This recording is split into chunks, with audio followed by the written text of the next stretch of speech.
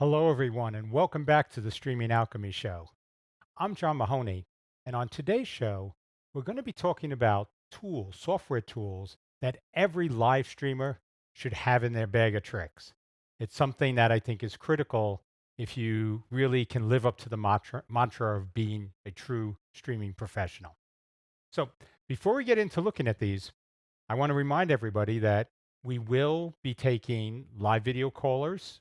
If anybody has a question or wants to make a comment about something that we're talking about here on the show, please, there's a link right here. It should be at the top of the show description under where you're watching this. So if you'd like to join us live on air, please feel free. Also, we welcome anything in the comments for anybody that wants to ask questions that way or, just sort of say hello. We always love when, people that watch our show, let us know that they're there with us. So to get started, what I really wanted to focus on were just a few of the tools that are available. There are tons of tools out there that people should really be aware of, but I wanted to focus on three categories of these tools in particular. Uh, NDI tools is probably where we want to start. NDI has become the glue that holds a lot of video production gear together. So it shouldn't come as any surprise that when we talk about these software utility tools, uh, that NDI would sort of make top of the list. Now, what I don't want to do is rehash a lot of the material that's already been covered by others about NewTek's NDI tools. But there's a few basics I want to touch on, and then look at two features that I think really haven't gotten a lot of coverage, but that can be very, very useful when you're doing a production. So the NDI tools in general are freely available. So you can just go to newtek.com, their website, and download NDI tools. I think it's at 3.8 right now at when we're doing the show. But I think 4.0 set of tools are coming out shortly. The tools will include things that let you stream what's on your screen to as an NDI feed out. It has a studio monitor that lets you monitor any NDI feed that's coming in. It has something which creates a virtual input, a virtual webcam, so that if you want to take and use an NDI stream as part of a conferencing system or video calling system, you have the ability to do that as well. So a lot of good tools in there. And they also have two other tools that aren't part of that NDI tool bundle, but are also free. One of them is called ISO Recorder, which will take and record two high quality NDI streams to any system you have on the network. And the other is called Connect, NDI Connect. And that will allow you to take up to two SDI or webcam sources and put them on the network as NDI feeds. So again, useful sets of tools, but things that have been covered in the past. But I want to talk about two of these tools in particular that have some features that are interesting. So the first one is NDI Studio Monitor. So let me just open this. So if you look here, uh, we have NDI Studio Monitor up on the screen. And let me show you here. Uh, we actually are pulling in one of our PTZ cameras, which is pointing to this device on the desk, which we'll talk about a little later in the show. Uh, and again, you've probably seen all the stuff. You have PTZ controls to zoom and to position the camera. You also have the ability to call up presets. All that's there. But one of the things you may not have noticed is a little button that seems to be appearing in the lower corner here. So this little red button here is a record button. And what this lets you do when using Studio Monitor is take whatever feed that's coming into Studio Monitor and record it locally on the PC that's viewing it. Now, you may look and say, well, okay, I'm recording in my switcher, or I have, the ISO recorder to use, but sometimes you just want to have that extra security. So this could give you the ability to create a secondary recording of what's being streamed from the show, or a recording of a specific camera or sets of cameras. Because one of the other things to keep in mind with studio monitor is that you can run multiple copies at the same time. So let me just quickly show you something. If in the settings up here for studio monitor, you can actually start a new monitor, and that's one of the things it gives you. But you can also uh, you can also set this up as with overlays. So you have other things, and you can turn around and move this to different quadrants of the screen, all through menus that are sitting there. So this way, just using standard studio monitor, you could put 4 or more uh, monitor feeds up on a single display and record all 4 of them if your local system had the capacity. So again, a great way to avoid, you know, the worst case scenario of losing a feed or losing a recording that a client was counting on you to make. So this is something that's baked into Studio Monitor and is a button press away anytime you're looking at a camera feed. So that's one thing that I think is pretty interesting here. So the other thing is something that's inside of what NewTek calls scan converter.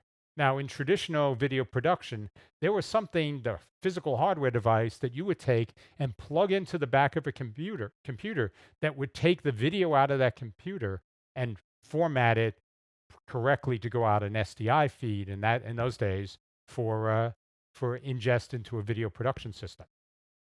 NewTek has the same thing here, but with NDI. So what you're actually looking at, if you see the split, this is actually the computer screen for we have right here. So one of the things you can do, let me pop down here, and so to show you in the capture settings, there's something here called region of interest. So let me turn this on. So what you can see is I now have the ability with scan converter, not just to take the whole monitor, but also to focus in now on just a single piece of this. This was something that we talked a bit about with images in our last show about virtual PTZs, but this is something now you can use with the output of a computer. So let me just give you a quick example. I have vMIX sitting here. So say I was giving a tutorial and I wanted to talk specifically about how to manage the audio, or to go over here and talk specifically about how to set up inputs. I now have the ability, using the region of interest, to move through something that's being displayed on my screen and showing that out as a separate NDI feed. So what you see on the left-hand monitor is a camera. We have a camera overhead that's shining down on the monitor. And what you have on the right monitor on your screen is the output. So it takes and it does sort of a cropping of whatever it is. So it will create either a letterbar effect, a letterbox effect, or a pillar effect based on whether you're too wide or too narrow.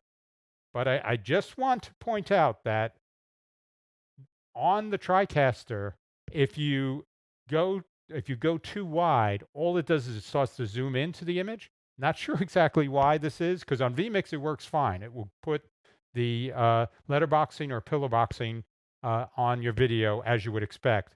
On the TriCaster, it does the pillar boxing on the sides, but it doesn't. It just zooms in on letterboxing. So that's just an FYI here. But something that can be very, very useful when you need to do demos, especially of something that's software or computer based. So let me turn this off so we can come back into uh, the full screen. So I switch region of interest off. Okay, so these two utilities, these are probably something you haven't seen a lot of demos of, and I just wanted to make sure that folks were aware of them because they can be very valuable in different production situations. The other thing that NewTek includes in their NDI tools is a tool for a utility called VLC. Uh, and VLC is basically a universal video player. So for anybody that's used it, its real claim to fame is that you can take any video in any format and play it using VLC. That in and of itself is a huge boon. if you've been in video productions, I am sure there are times where somebody has come up to you with something that was shot on somebody's phone or something that they had recorded in some archive that they now want you to play up on a screen while people are walking in or walking out of an event. VLC is going to be the tool that will save you if you don't have the ability to play it in either your TriCast or OBS or vMIX, if it's just not compatible or has issues. VLC is the tool that will do that, and it sends it out as an NDI video feed. So I don't want to spend too much time on that aspect of it, but there is another feature of VLC that a lot of people aren't aware of. First is that you have the ability in VLC to play playlists of things. So you can actually have this become something of a sort of feeder for a kiosk or a monitor image that you may want to have at the back or front of an event space. So in this case, what I'm going to be playing back as an example is a set of images. So these are NewTek slideshows. Let me just see here. This is a set of NewTek virtual sets that they have available in their production in their production gear for the TriCaster TC1. This allows me now to take all these images that I have queued up here as a playlist and just have them run through on a kiosk.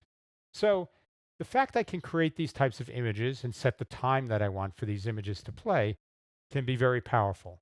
And it can be something that you can do now from a separate machine, and you don't necessarily have to tie up your production machine if somebody's asking for this. So a great place for this would be in a conference center where you want to highlight the bios of each speaker that may be speaking at a conference and have that sitting outside a room. This is something you can now just feed from a laptop and keep your production system focused on just covering the event as the speakers come up. So something very, very handy to have.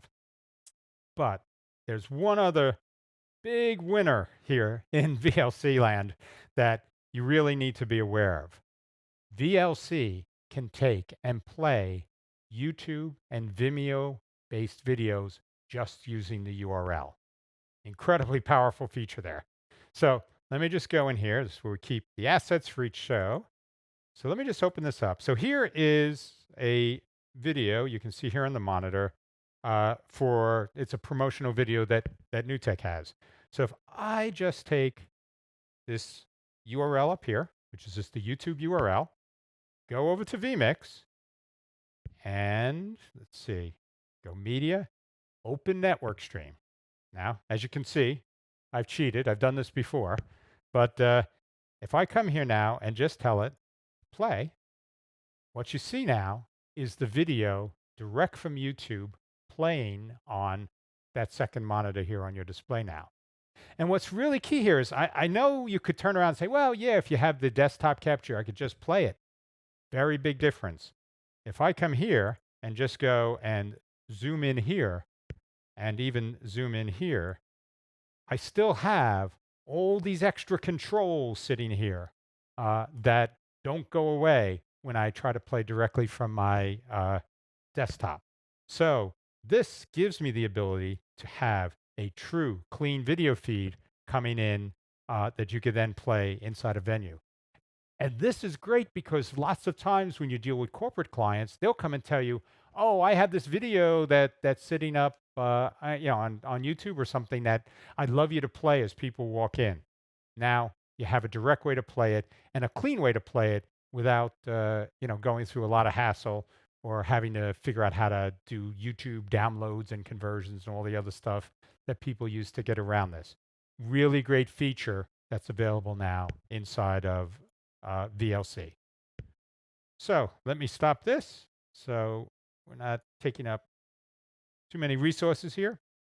So that gives you a good sense of the first real tool that we're talking outside of the NDI tools, which is VLC. Everybody definitely should have this in your tool bag.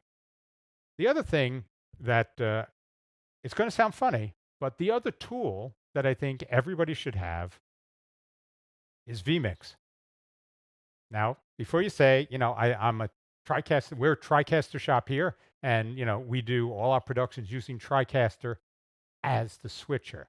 But We, in our TriCaster productions, also use vMIX for certain things, one of which are social media comments that we want to put up. And that's something I'll talk about. But vMix has a lot of capabilities, and it also has a version called Basic HD, which starts at just $60 and is limited only by the number of inputs. You can only have 4 inputs. But the functionality, by and large, all the key functionality I want to talk about is a part of this even most basic version. So let me show you some of the things that you can actually do with vMix now as a utility.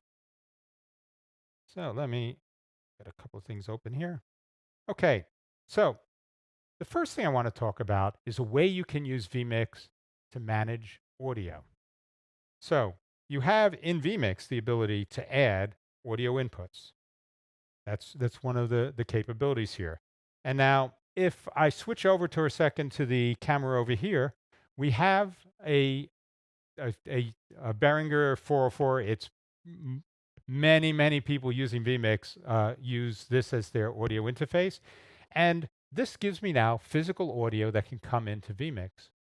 This is great, and with the inputs now, if I go and ask for an audio input, you can see that the Behringer shows up here as inputs that we have available. So I've taken and set these inputs up here. Cancel this. Uh, and I have them set up for all 4 of the inputs that are on that Behringer unit. So if you look over here in the lower right corner, uh, these are the audio controls for those inputs. And one of the things I did, something you might not be aware of, is when you take in a source in vMix, you can choose whether I want to treat it as a stereo pair or whether I want to handle them as separate mono feeds. So what this means is that I now can take in 4 audio feeds and control them all independently. But the catch is that I go up here into settings and go to outputs. Uh, you have the ability in vMix to send your audio out over NDI. So what this means is I now have effectively a hardware mixer with NDI output and incredibly powerful now. If I need, because of logistics, to like say I don't have the right length XLR cables and I need to mic somebody that's going to be sitting far away from where we're actually have our production set up. This gives me the ability to take a small laptop, bring in an input, put mics, and send that over NDI back into my production switcher. So it's a great way as, again, a utility, a tool. When those situations arise, you want to have some way to answer. And this is one of those ways. You can now take and use vMix as a NDI audio mixer for physical sources that are coming in.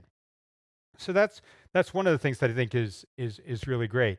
The other thing, let me just switch over here, is you have the ability to do NDI based overlays coming out of vMix. So vMix has something, uh, if you look, called their titles, where I can go in and have a whole set of titles I can pick, and I can put those up on a display.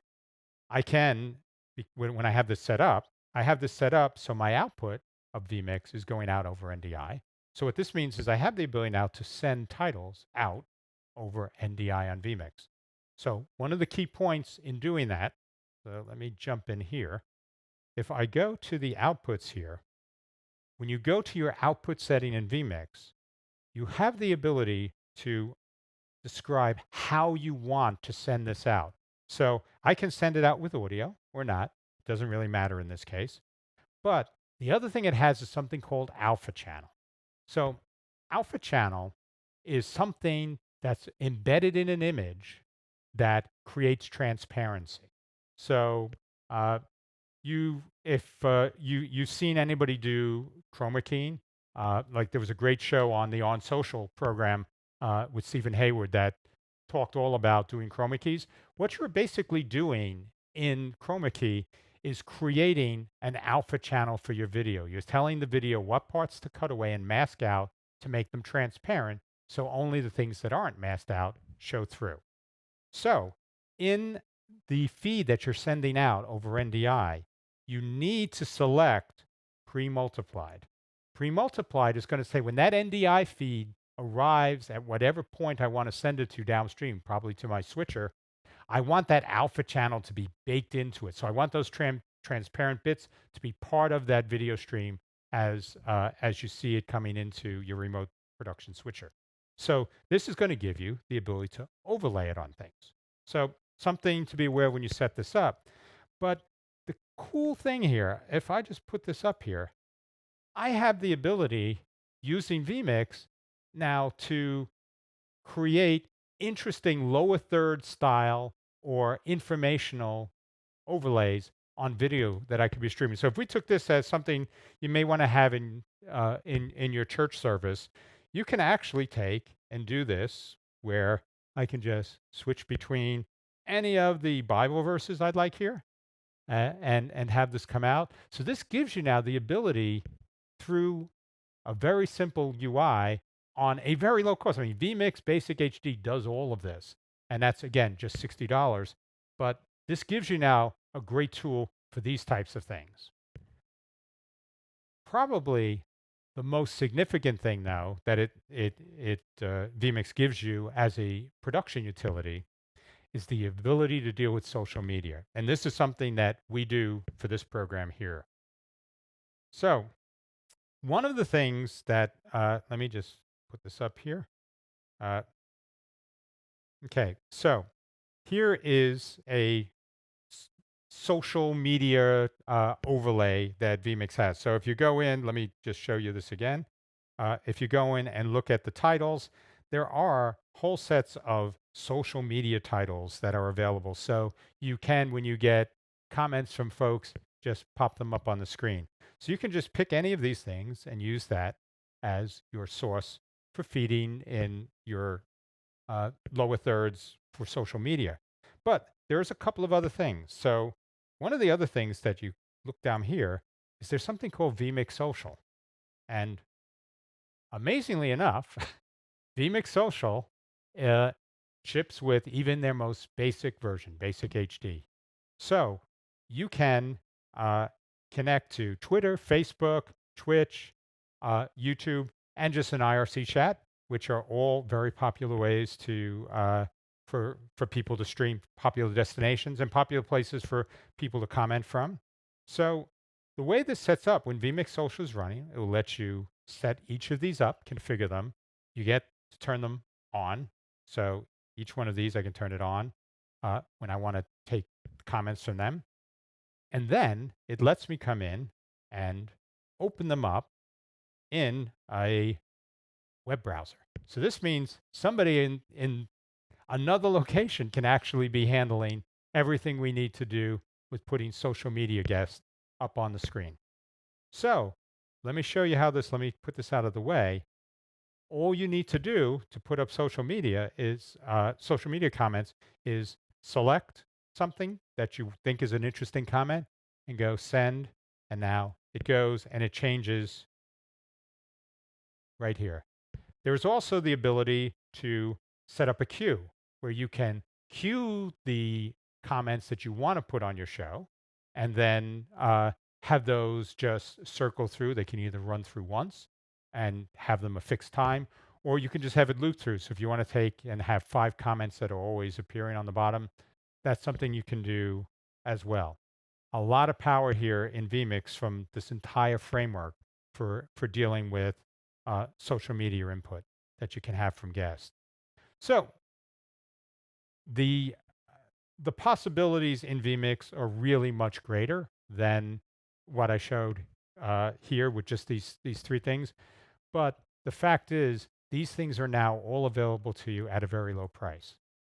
My feeling, though, is if you're going to make that investment, I would really recommend going to at least the vMix HD, which is $350. I know that can be a very big jump, especially for people that are running on a budget.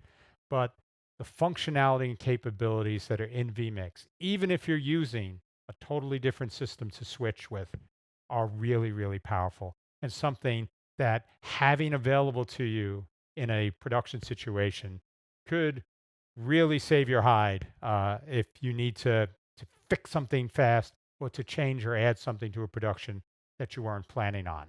Because the reality as we start to look at everything we're doing with production is that some productions are totally controlled like we have here. So it's a fixed environment and we have sort of everything handled. All the wiring is as it should be, and we know how everything needs to go. But a lot of times you don't have that luxury. A lot of times you're in a venue that you just had to set up in with a few hours to go, and you don't always have everything exactly the way you want it. You don't have all the content available to you when you need it. And these types of tools give you the ability to respond. And the person who can come into a situation, get thrown a curveball, and still, come out, solving the problem, putting the production on, and putting something out that's high quality. That's what's going to distinguish amateurs from professionals. Professionals always have a plan B and a plan C. And these are tools that can really give you those plan Bs and Cs. And when you need them, there's nothing that can replace them. They're just fabulous to have. It's fabulous knowing you have them is really what I'm saying. You never know what you're going to face in some situations. So if you are interested in getting vMIX, I would like to point you to Eastern Shore Broadcasting. Uh, I know that you can go to vMIX's site directly, but Tom Sinclair at Eastern Shore Broadcasting has been incredible with ramping people, onboarding people onto vMIX. So if vMIX is not something you've used in the past or not something you're comfortable with, or if you're new to the space, buying from a vendor like Eastern Shore Broadcasting will give you that extra level of support and handholding, which can really let you start to utilize everything that's available in that tool. And I just want to make clear that I have no financial interest or at all. I just think that, supporting the people in our streaming community is really important.